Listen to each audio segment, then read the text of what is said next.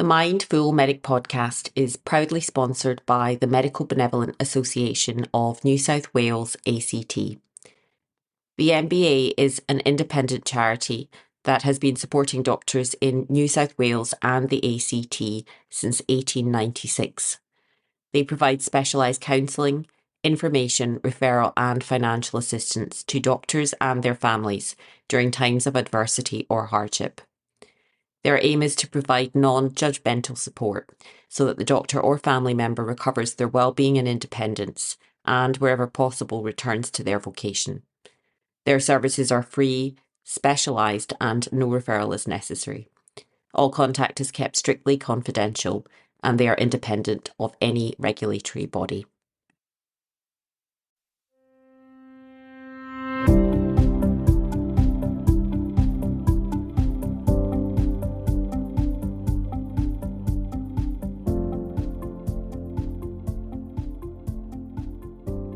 Hello everyone, and a very warm welcome back to the Mindful Medic podcast. I am your host, Cheryl Martin. I'm an emergency doctor, a yoga teacher, and in this podcast we seek to explore the broader definitions of health, well-being and optimal performance through the window of modern medical science, ancient wisdom and the art that lies between. So how are you all doing? We're now many months into the COVID-19 pandemic, and as cases continue to escalate around the world, different countries are at different phases as they endeavour to suppress and flatten the contagion curve. Here in Australia, we're in the process of cautiously lifting restrictions whilst maintaining physical distancing and hand and other important hygiene measures.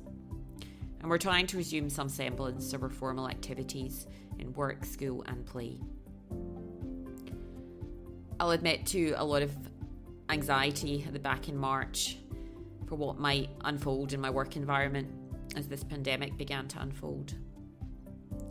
I feel very grateful and very supported in my workplace. And that's thanks to excellent leadership and collaboration between leadership and management. I feel heard, I feel protected, I feel prepared, supported and cared for. I have colleagues who have my back with a can-do attitude. And we've also received some quite amazing community support. All of these factors are the very antithesis of occupational burnout, which is a syndrome of emotional exhaustion, disengagement in the workplace and decreased personal effectiveness. And while the medical profession have a particularly high instance of it, and I do know that many of my colleagues around the world are doing it tougher than they ever have before, I'm worried because I think globally, no matter where you work, this will become more of an issue. There are so many factors out with our control right now. Stress is a physiological response to real or perceived threat, and appropriately so. But when we chronically and inappropriately activate this system in our lives, it can take its physical and emotional toll. So having acknowledged all of that, this conversation focuses alternatively on the things that we can do at the moment, and mostly on our self-regulation in the face of stress and burnout and inability to control our external environment.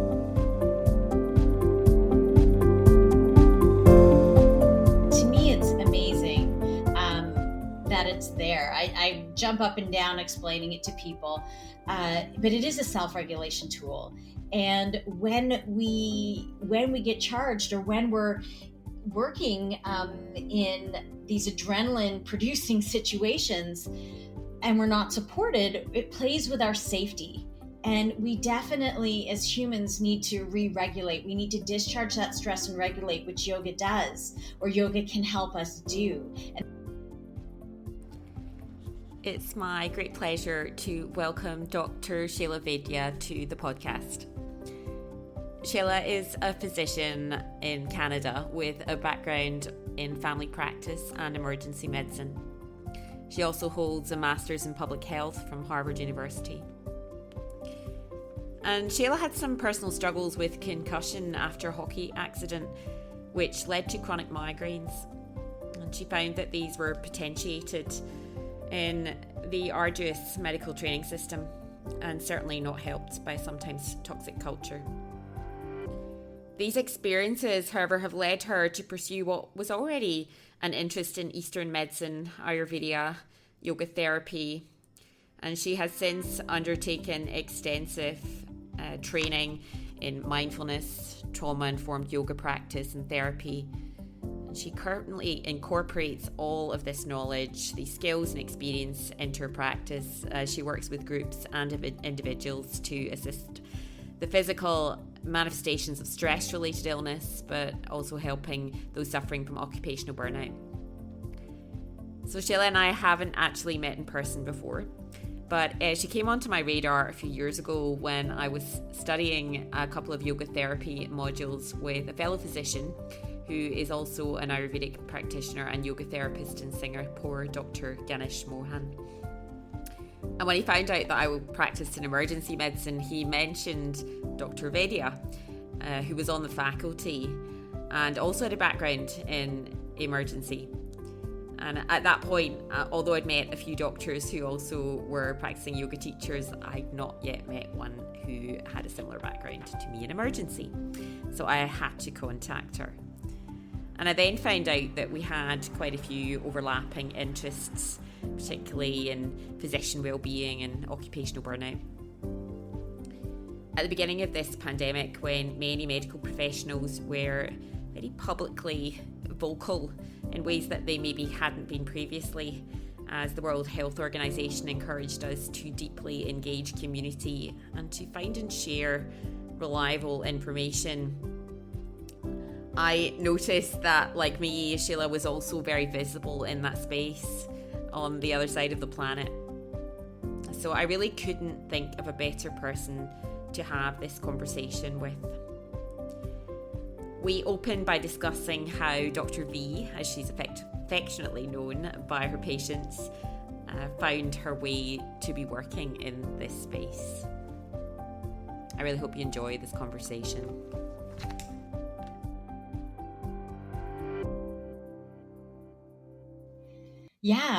Well, thank you for acknowledging all that stuff. I think it just came out of my own personal experience and recognizing that the practice of medicine is not static, and how I practice is not static. We often, we learn and we call it a practice because it's ongoing, right? Like we're practicing, we're honing our craft essentially.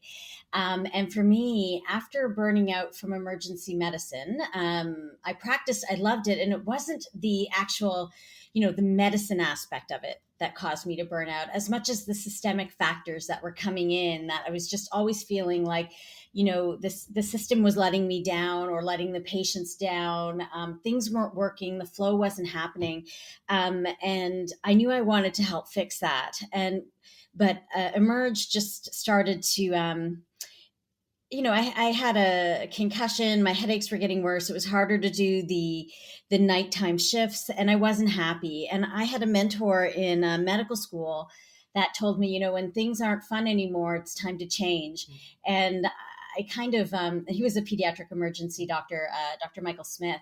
And I think those words just they were seeds that were planted early. And I went to family practice. I worked on our Indigenous reserves in Canada. And I really noticed some other things around the public health and well-being that really affects personal health in terms of loss of culture, lifestyle, all of that. And when I was starting to give up emergency medicine, I started to work in family practice.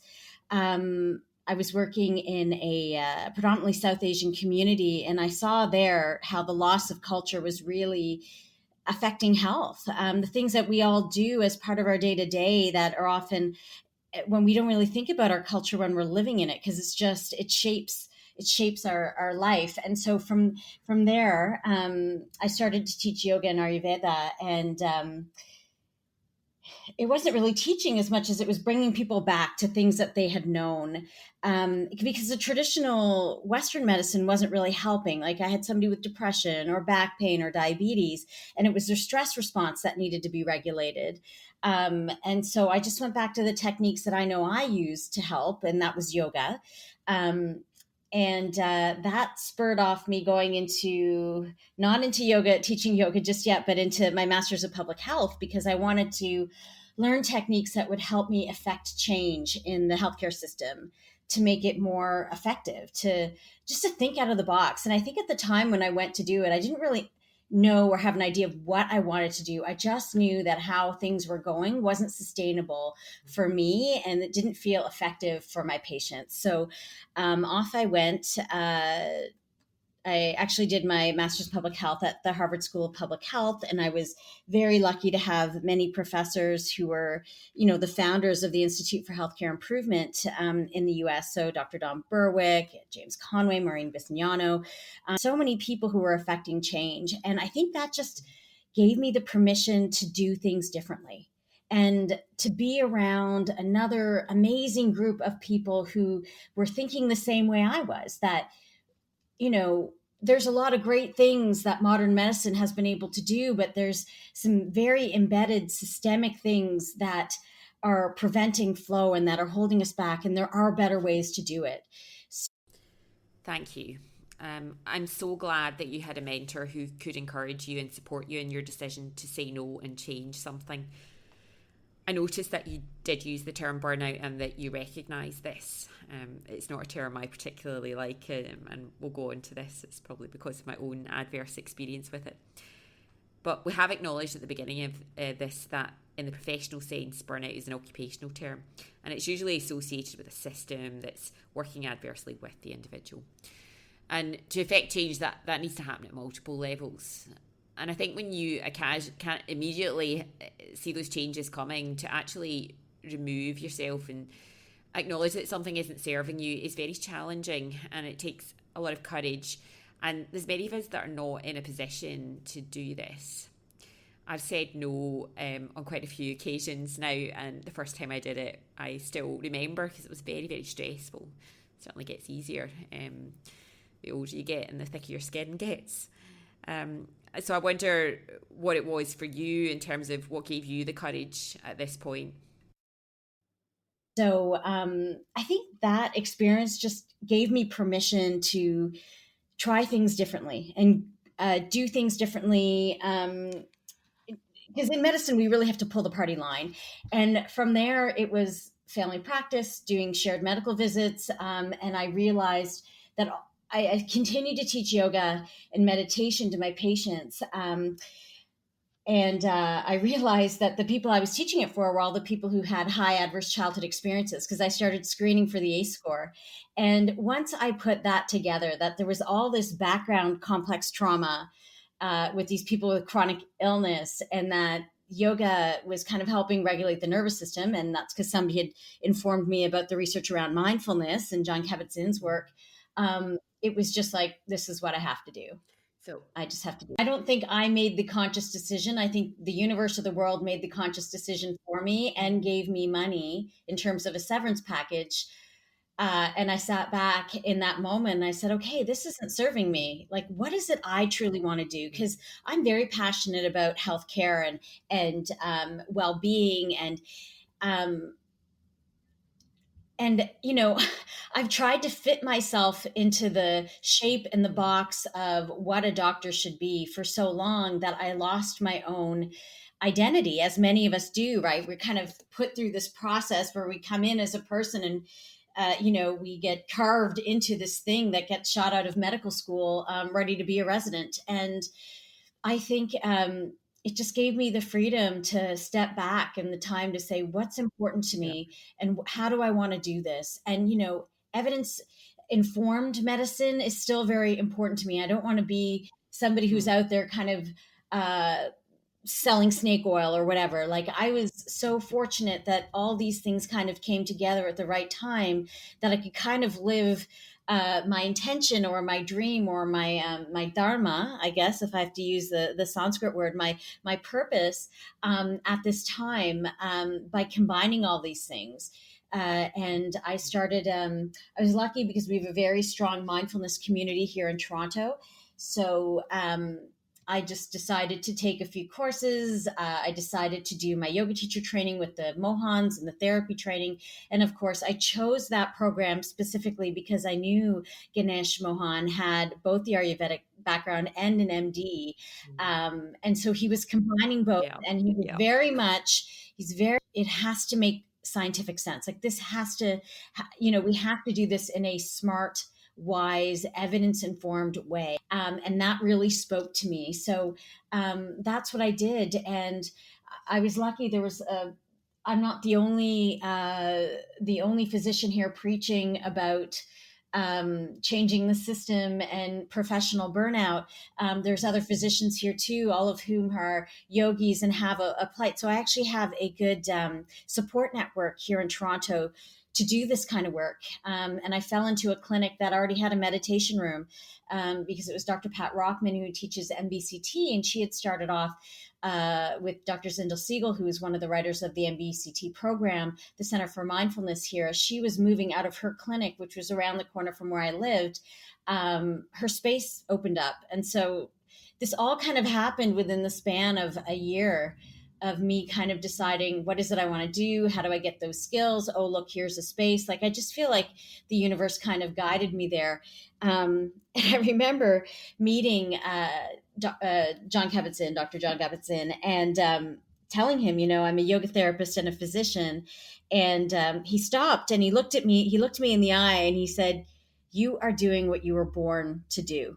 And it was like this moment of like, yeah, I know. It feels great. So, yeah, I don't know. I'm smiling. I'm just sitting here grinning. Yeah. And I think all of us are finding this path. And I loved what you said about, burnout. I loved it because I think there's such a blame from management onto the staff. And a friend of mine, Dr. Trevor Jane, who was in my medical school class, who's also a member of the military, said to me when I was presenting at our reunion, that medical people and military people and our first responders, we are some of the most resilient people out there. And that is absolutely true. I don't know very many people other than my friends who work in the military, my paramedics or nursing friends, RTs, all the people who work in the system. There's not a lot of people who can handle what we can handle. And the thing is, we're only as good as the environment that supports us. And right now, our environment is not supportive. It's the culture, how things are run, the shortages for care. Now we know shortages for ventilators, shortages of care, appropriate care in long-term care centers here in Canada for the elderly. These are things we know, and we can only do so much, but we can't do it without the support of a system. And we really need to build that in. We really need to change medical culture from this stoicism, from this suck it up and move forward, to something that is supportive and humane to what it is we see and bear witness to every day. And connecting with each other.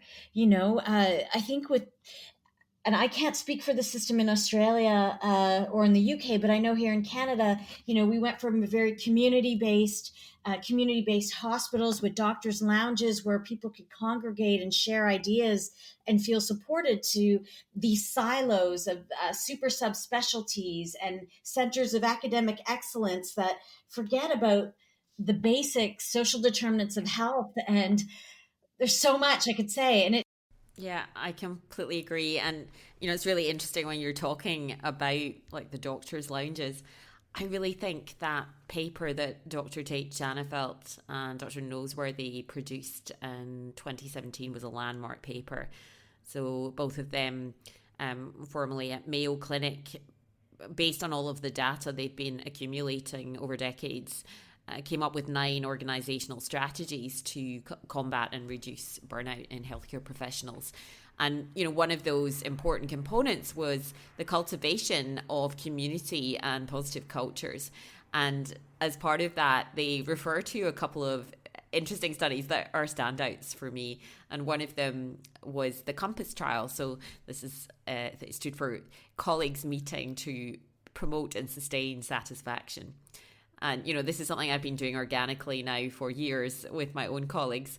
But essentially, they paid these doctors to go out and have dinner and engage outside of the work environment and, see each other as human beings.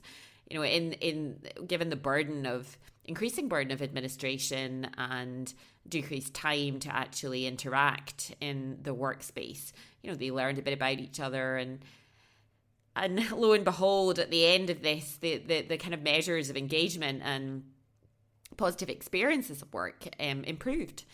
And there was, in our here in Australia, this study was replicated and actually won the Wellbeing Award for our college a couple of years ago. It was a group in Christchurch, I think, in New Zealand.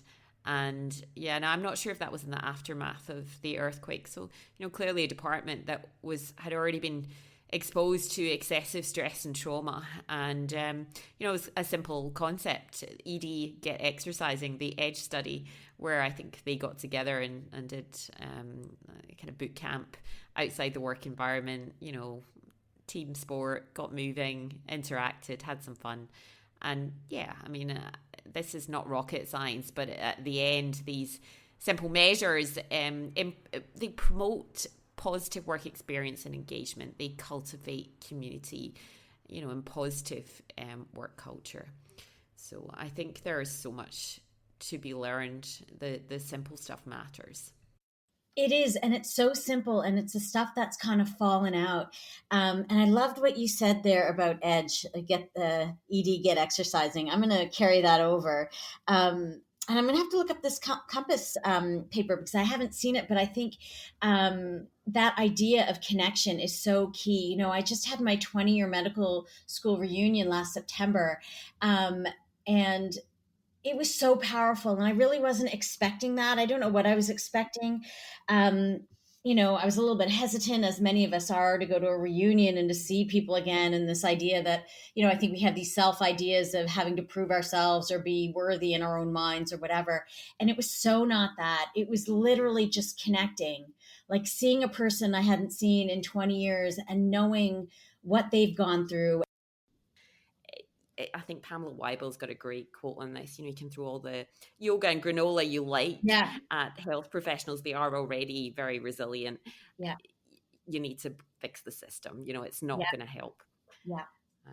Absolutely. That said, I think you and I, while you're doing that, I think you have to protect yourself, and you have to, I like you have stepped away. I think I've said no quite a few times now, and it was very stressful the first time I did it. I can still remember actually speaking and saying, look, this is something that isn't working for me. I'm going to have to change something. I want to try and reclaim some of my own autonomy. My patient's autonomy is so important to me, but I think we forget that, that it's important for us too. And I remember speaking to somebody on the phone, never met this person, and they didn't know me, but they were high up in an HR kind of clinical director role, and I had to explain that I was looking to reduce my hours to find some space and to reclaim some of the things I lost through my fellowship. I'd just kind of come to the end of that, and probably hadn't periodized my training particularly well, and probably limped to the end of it. And that, it should have been I think it should have been the pinnacle of, well, I thought then it should have been the pinnacle of my professional career, having spent all of this time training. And I said, oh, look, it's probably a bit of burnout. And the person at the end of the phone said, don't use that word. It has certain connotations. And I remember at the time thinking, and I think I just said it is what it is. And I came off the phone, I took a deep breath, and I thought, geez, that this is, but I still went ahead, but I think it was disappointing.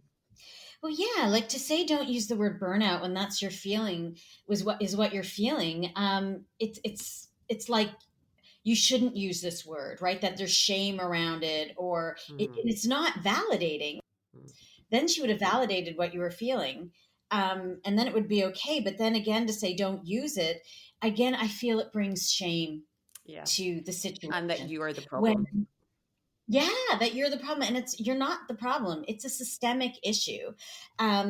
However, we still need to heal from it, right? And only we can do the healing. So that's where, I'm not saying that it's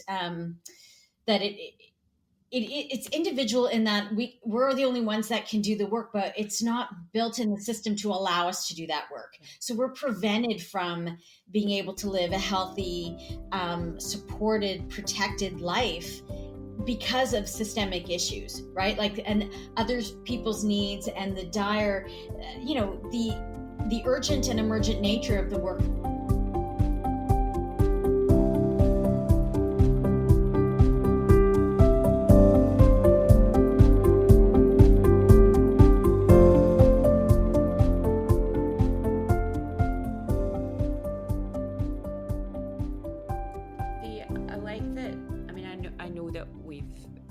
We both do practice and work in the yoga space as well. And I really like that Ganesh has said maybe we need to rebrand yoga and call it self-care, or this idea that yoga is a self-calibration tool. I think there's a lot of misconceptions around yoga. So I wanted to know about how you found what yoga means to you and how you actually found it in the first place.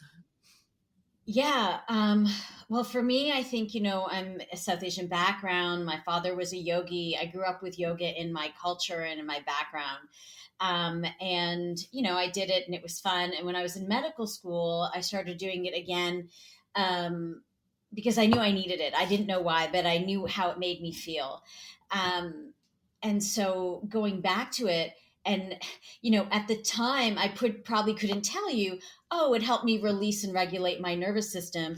But actually, with the studies that we have now and the research that we have now, we know that it actually has a physiological effect on us when we're doing it properly, coordinating breath with movement, matching it to whatever state we're in, kind of going through this yogic idea of the gunas, where sattva is that balanced state, but we're always kind of playing with rajas and tamas, which to me fits very well with Dr. Stephen Porges' polyvagal theory of that window of tolerance, and that when we get into hyperarousal or a fight or flight response, we get this charge that needs to be discharged to bring us back into the window. And when we get overwhelmed, we go down into this hypoarousal response, which really feels like that heaviness, that numbing, that dissociation, which matches very well with the tamasic state. So for me to be able to take the science that is happening now, the research that we know of, and look at what was, written or chanted, not so much written 5,000 years ago, but chanted for, millennia, like, to me, it's amazing that it's there. I jump up and down explaining it to people, but it is a self-regulation tool. And when we get charged, or when we're working in these adrenaline-producing situations and we're not supported, it plays with our safety. And we definitely, as humans, need to re-regulate. We need to discharge that stress and regulate, which yoga does, or yoga can help us do, and the techniques of yoga. So not just talking about the movement, but the breathing work. We now call a lot of pranayama techniques cardiac coherent breathing. How do we stimulate that relaxation response to come back into that parasympathetic state? These are things that we need to do individually because we're working in a system that doesn't build that in. And then in terms of leadership, yes, the system has to change, but if we're all sitting there going, yes, the system has to change, and we're all in the system, at some point, we as individuals in the system need to start making the changes. And we need to lead that change. And when we do that, other people will follow, and it will start to change the culture. But we can no longer uphold a culture that is not serving us or our patients or the system. And I think I see that change happening. It may be generational. I don't know, but it's not sustainable as it was. So something has to give. And can you tell me a bit about your day-to-day practice? Because I know that you work with health professionals, but you work with a lot of professionals and you work with patients. So you have a wide remit. And obviously you've just given us a bit of a taste of the power of particularly breath work and mindfulness. I mean, where do I start? It kind of evolved into what it is now, where I started doing one on one work, applying a lot of yoga therapy principles, a lot of psychotherapeutic, psychoeducational principles, um, scientific principles such as heart rate variability. And I started off kind of seeing people one on one, and eventually was able to put together a group. And I wrote a program called the Yoga of Stress Resilience, based on my own work and study of my body medicine, uh, self compassion, mindfulness, all of these pieces that I kind of put together. And eventually, my practice has grown to be more group based because as I get referred patients with burnout, or with my body medicine, it's really patients who are experiencing medical symptoms or physical symptoms that the medical system can't diagnose, right? They are having joint aches and NYD, so not yet diagnosed. They're experiencing migraines. They're having sleep issues. Like, they're seeing the whole thing. And a lot of their family doctors will recognize this is a stress response, and they have to learn how to better work with that stress. So I see essentially patients who are stressed out, and I help them regulate. Now, in that, a lot of those patients happen to be people who grew up in environments where their stress response was primed for protection because they were not safe, or they had lots of adverse childhood experiences. And so there's a lot of complex PTSD in there as well. So I did do some training in trauma informed practices, trauma informed yoga, trauma informed mindfulness, self compassion training. And I mean, it's been this ongoing thing that I've been learning and applying. And it's come out into this yoga of stress resilience program. And you say burnout is a word that people really don't like. I know resilience is a word that people don't like as well, because Yeah. again, it puts the onus on the person. And I try to say at the beginning of the course that most of us are here not because of a failure or something within us, but something that we can't control, the system, how we grew up, all of that. And this is where the compassion piece and the self-compassion piece is so important. That most of us are doing the best we can given circumstances that we have, and the human body can only take so much, and none of us asked for our genetic makeup. We couldn't control the trauma our ancestors faced. um, yeah, so it really kind of comes back to that, and that to I me. just read The Body Keeps the Score. Yeah, It's a fantastic book. such a fantastic book. Yeah. And, Dr. Bessel van der Kolk has done such an amazing job putting that information together. And then there's the work of Dr. Dan Siegel, who's a interpersonal neurobiologist, a psychiatrist out of UCLA. He's done a lot of work. I mean, there's Pat Ogden, who's doing sensory motor psychotherapy. There's so many changes happening right now. And The Body Keeps the Score is kind of like, I think the Bible of the issues are in the tissues, and here's the evidence for what we have now. So um, I try to move away from talk therapy. I haven't found, I mean, talk therapy can be helpful, and reflective therapy for sure. But, the effects of being able to teach someone how to release tension and trauma from the body and how to regulate that nervous system, has been so powerful that, and I just feel blessed that I'm working at a time where we have the evidence for what it is I do. And you mentioned that you have a strong referral network in Toronto, which is fantastic. Do you find that any of your patients are a bit more skeptical when they come to you? Or do you find that with that support, they're already enthusiastic and pre-primed? Yeah, it's a great question. And most of the people have probably been primed because they have a good relationship with their family doctor. Their family doctor knows what's going on and then sits and says, you need to go see the yoga doctor. And they'll go to my website and they'll read my story, or they'll read something about it. So I do think there's a selection bias of the people who are coming to see me. Although I have had people who've come in that have been a bit skeptical, but they also know that they know what they feel, and they've seen, a bajillion doctors who can't explain it. And, initially in my first sessions, I would actually draw out their stress response and tell them why they had or explain why the nervous system acts so, and why they may feel irritable bowel syndrome, or their psoas muscles and neck muscles tightening up with stress, and how they're wired through the sympathetic chain and the vagus nerve and the brainstem, limbic system, and cortex. So, that makes a lot of sense to them when they can look at their body that way. And then I immediately get buy-in, or I'll put them on the heart math monitor and we'll show them this is what happens when you breathe this way. And yeah, I haven't had too many problems. I've had a few skeptical people, which I think were people from our college that may have come in, just to make sure what I was doing okay. I do know I had one person who worked for the College of Physicians and Surgeons who came in and I probably only sat through one or two, maybe three group sessions, and then didn't show up again, and said everything was fine and not to worry. And yeah, so I do think they do checks. I know they follow me on Twitter, and that's fine. But I don't think there's there's what I do isn't airy fairy. It's very based in sound science, and I don't think you can argue with that. So. My No, I referral agree. source, yeah, right. And the referral sources are aware of the latest in neuroscience. Um, and they think it's cool that I'm doing what I'm doing. So I'm sure there's people out there who think I'm a flake and whatever, but I don't hear from them. I'm really curious if this journey for you happened even earlier than the experience that you related at the beginning of our conversation. Or was it something in your formative years that already set you on this trajectory? Yeah, I think I thought of it early on.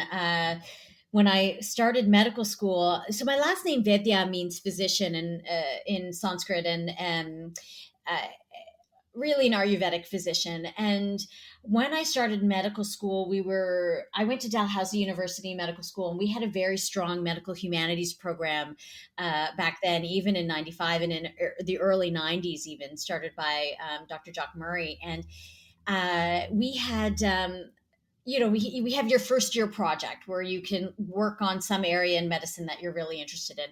And I remember going to speak to him saying, I'm really interested in traditional medicine, particularly aspects of Ayurvedic medicine. I'd like to see how I can research that in terms of Western medicine.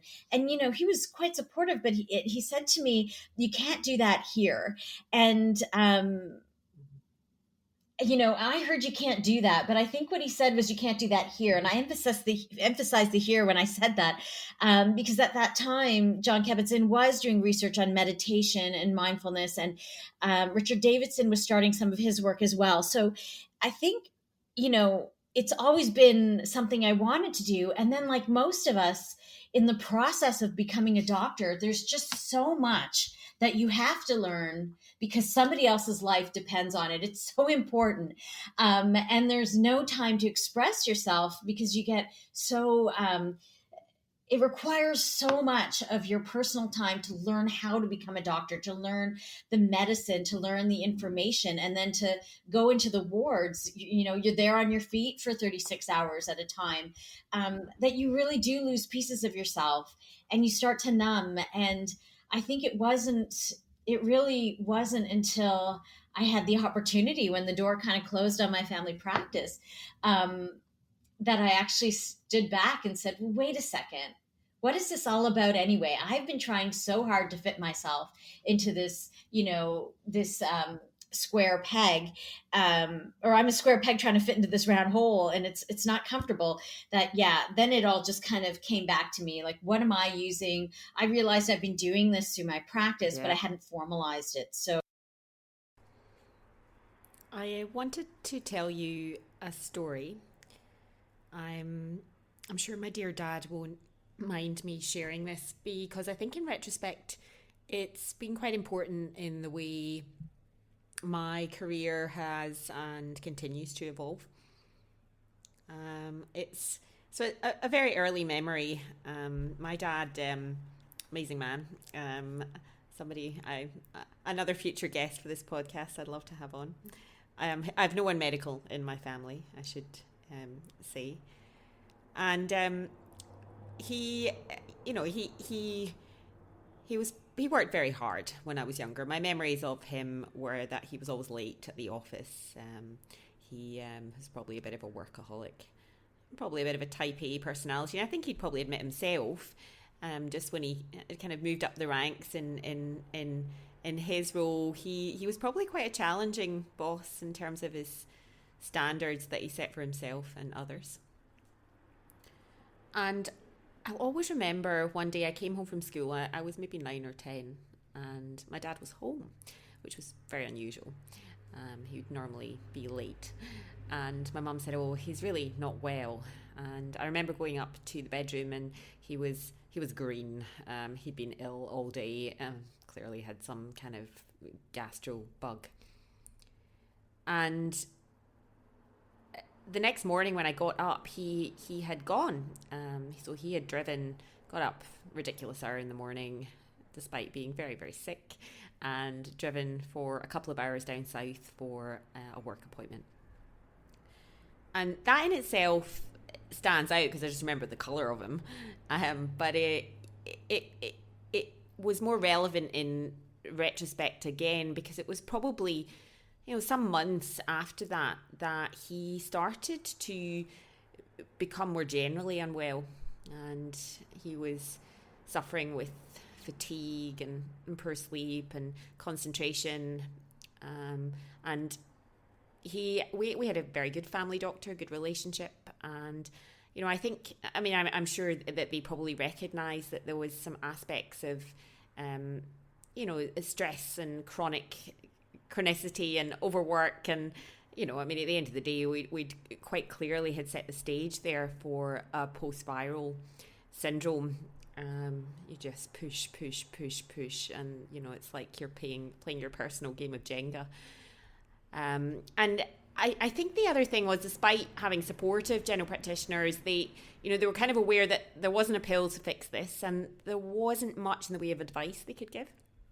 So I think it caused my dad at that point to look outside, and he probably found one of the first lifestyle medicine practitioners in Scotland. He read quite a lot of books, and we didn't have podcasts in those days, but he would listen to tapes. So he didn't smoke, he didn't drink particularly much, but he gave up alcohol. He thought about what he was putting in his body, and more importantly, how he was managing his time and his workload and his other commitments, and making time for other things. There was quite a bit of Drucker and Deepak Chopra, and when I was a teenager, we'd be sitting in the car, and this is what we'd be listening to on the drive to school in the morning. So, I can't say that these things, they must have had some impact. I was gifted the effective executive for my first year at uni. I had, the 4 quadrants of time management and stress management imprinted on my brain. And I think the most important thing to say is that I saw a shift. I saw a shift in my dad. I think these days, I think he's once been on a yoga mat, but I joke with him that he practices yoga every day. He's one of, his level of equanimity and ability to manage pressure is an example to me. I'm sure that he became, when he started to realize that he could only start by regulating himself, and that he can control everything externally, that self-calibration caused a really quite profound shift. And, it's for all of us a work in progress, but I think that that's a great example.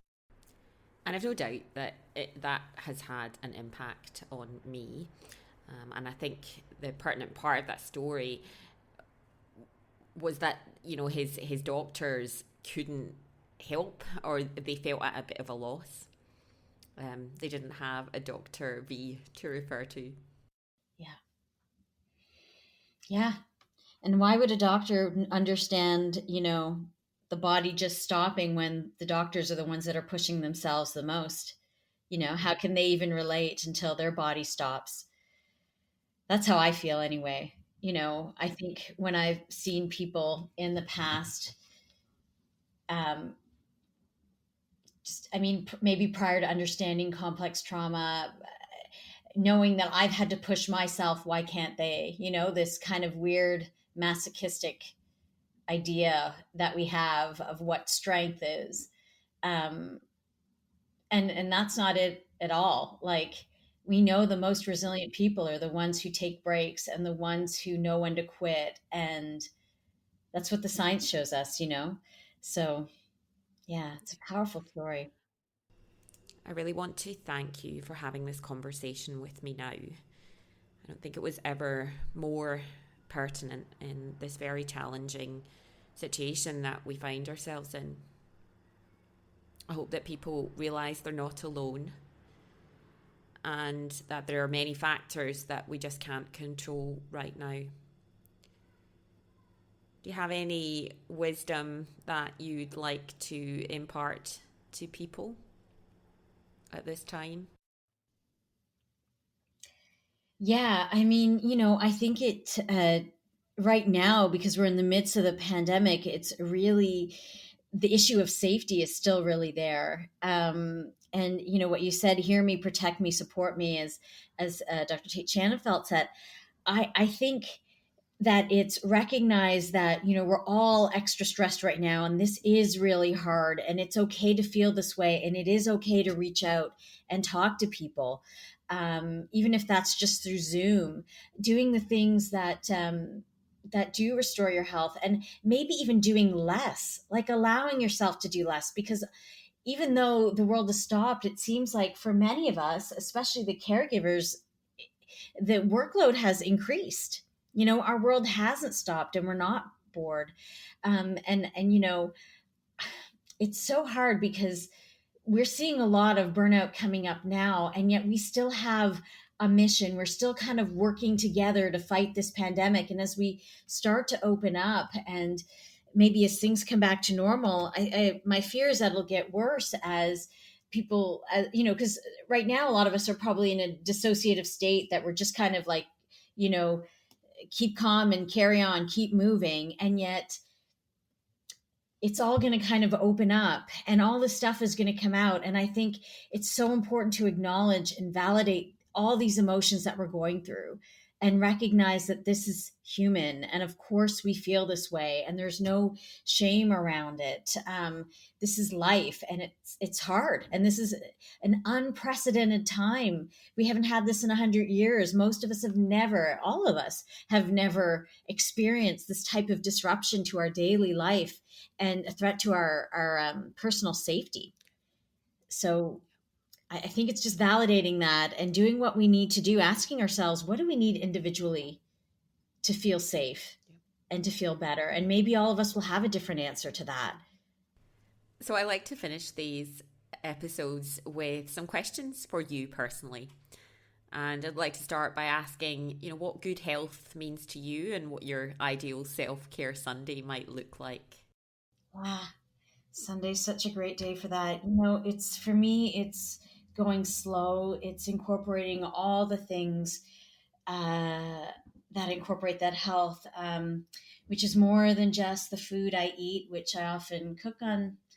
I make a good meal on Sunday and make sure I get out to do something that's relaxing on Sunday in terms of exercise, either a mindful walk or yoga. But it's also connecting spiritually with what I feel spiritually gives me energy. And that might be nature. Right now we're in spring in Canada and everything's blooming, and just seeing the leaves and the plants and the gardens grow give me such joy right now. And, of course, we need to feel safe to feel well. We need to eat well and have good food and move our body and breathe. But I also think fostering those healthy relationships and connecting with something that's bigger than us also keeps me grounded and keeps me healthy. So, yeah, music as well, playing my guitar. I think that, I don't know how I forgot that, but that is one key thing that I must do every day. Yeah, just to release and feel connected.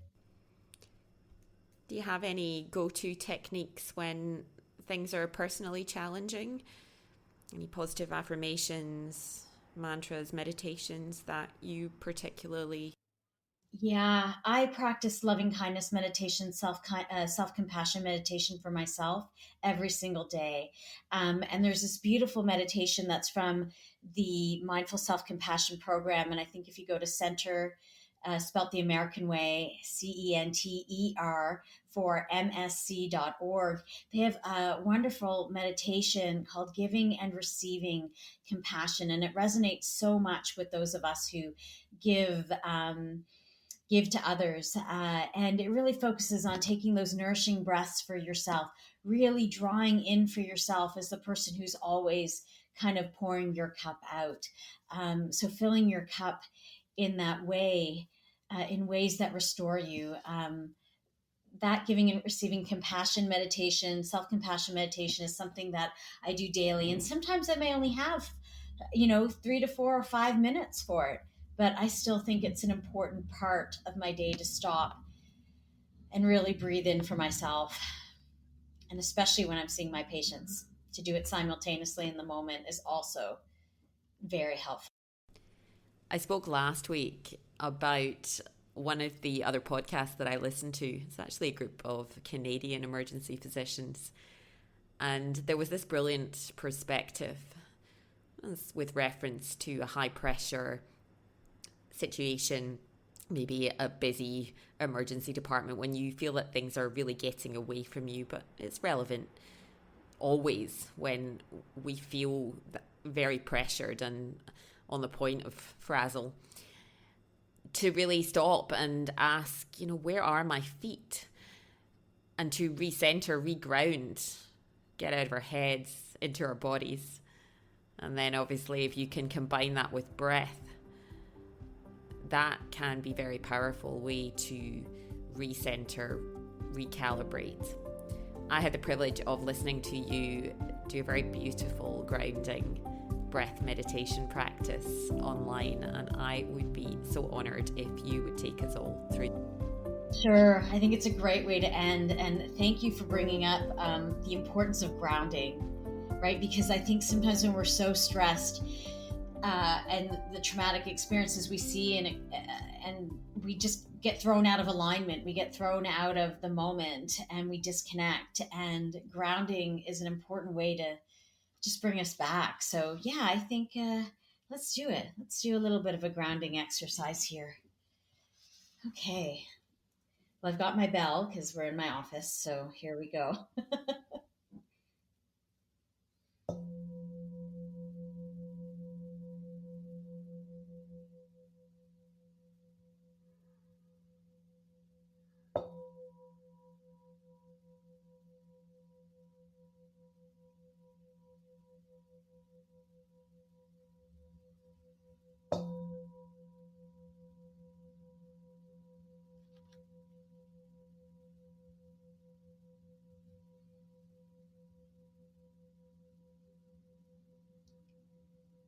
With the sounds of the bell, take an exhalation here.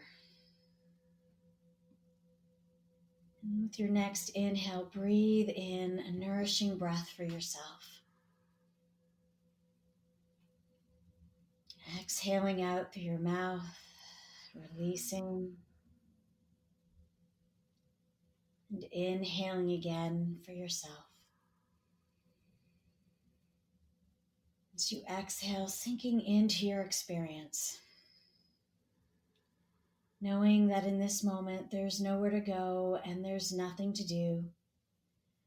This is your moment, your time here for you.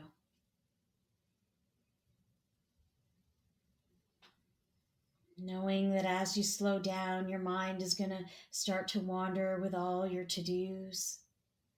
all the problems that need to be fixed. Simply acknowledging the mind and thanking it for its work, and bringing your attention back to your breath as you inhale in, and as you exhale and release and let go.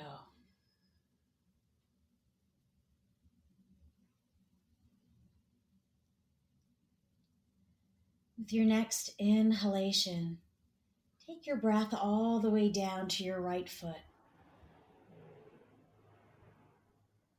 Just feeling the right foot on the ground, feeling the sole, the heel, the side of the foot, the ball of the foot, and the pads of the toes.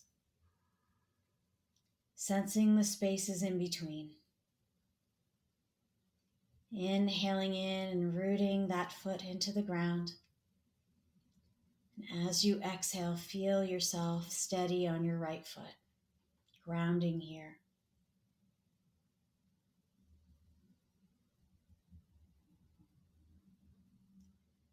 And then with your next inhale in, take your breath all the way down to the sole of your left foot. Feeling the sole of your left foot against the ground. Feeling the heel, the side of the foot, the ball of the foot, and the pads of the toes. Feeling the spaces in between. Inhaling in and rooting into the rooting in with the sole of the left foot. And as you exhale, grounding, feeling that foot against the ground, feeling yourself stable. And then with your next inhalation, breathing into both feet, feeling both feet on the ground. Sensing your ankles, the connection of the ankles to the feet, your shins and calves and your knees, connection of the knees to the thighs and the hips, your whole right leg and foot, your whole left leg and foot, both legs and feet together. Feeling your hips coming into your base, feeling your base against the surface upon which you're sitting, either the ground or the chair. And feeling your spine rise up from the tailbone through the sacrum, the lower back, the upper back, arching through the neck. And with your next inhalation, inhale, roll the shoulders up.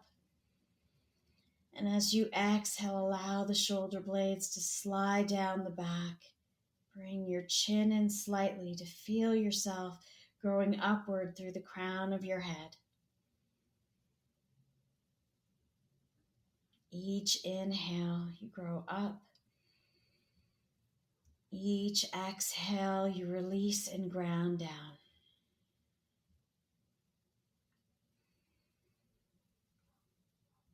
Feeling your breath in your body.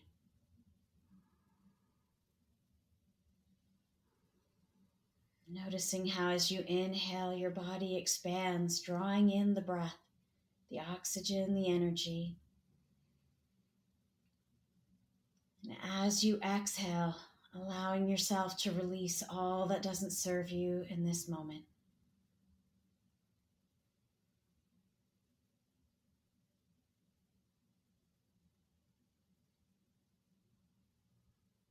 And as you exhale, exhaling from the root, from your base. Perhaps feeling the pelvic floor tilt upward as the lower abdominal muscles come towards the spine, slowing down the exhalation. Inhaling in when you're ready. Focusing on the exhale. Allow it to be slow and steady. Allowing it to be a little longer than the inhalation. Inhaling again, drawing in something good for yourself. Maybe it's light or energy. Exhaling the opposite, all that doesn't serve you.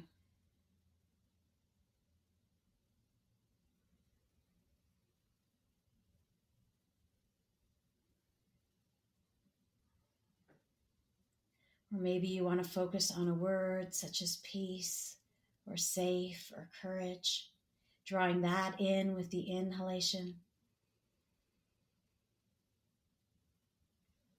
Focusing on the word, and when you're ready to exhale, releasing, grounding.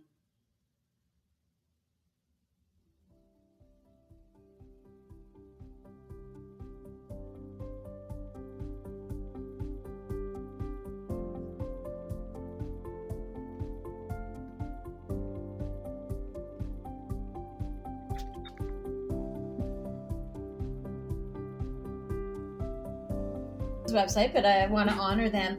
I actually have that meditation on my website too.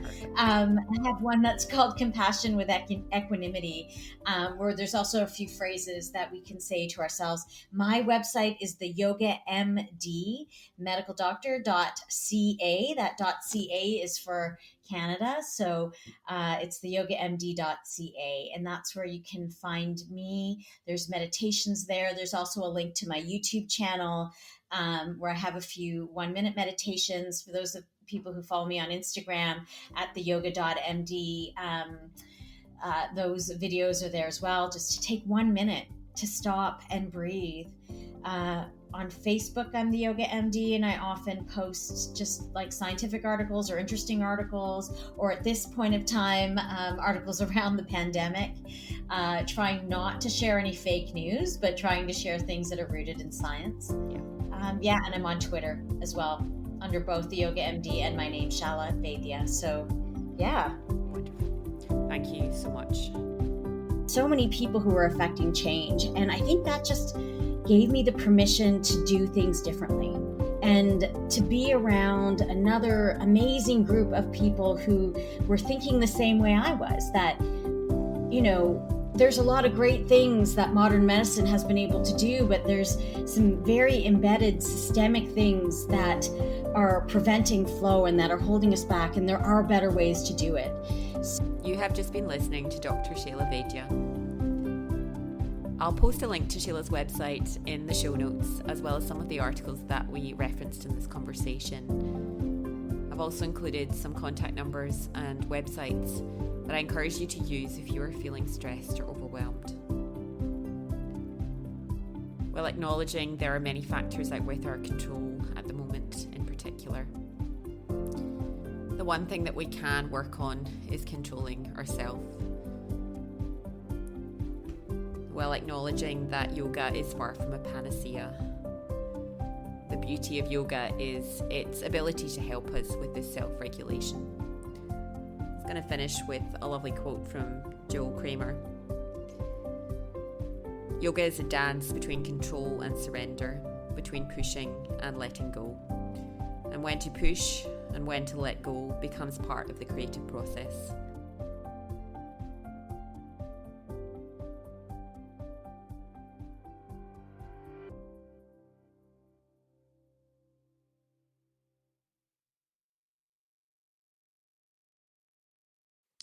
The MBA New South Wales ACT does wonderful work for those of our colleagues who are, at this very minute, experiencing a hard time. One way you can show you care about doctors' welfare is to go to their website, www.mbansw.org.au, and donate today. Knowing that their colleagues' care is a big part of these doctors' recovery, so please be part of the solution. All donations are tax deductible. If you can, please consider a monthly donation, as even small amounts collectively will allow them to plan their growth to support the increased demand.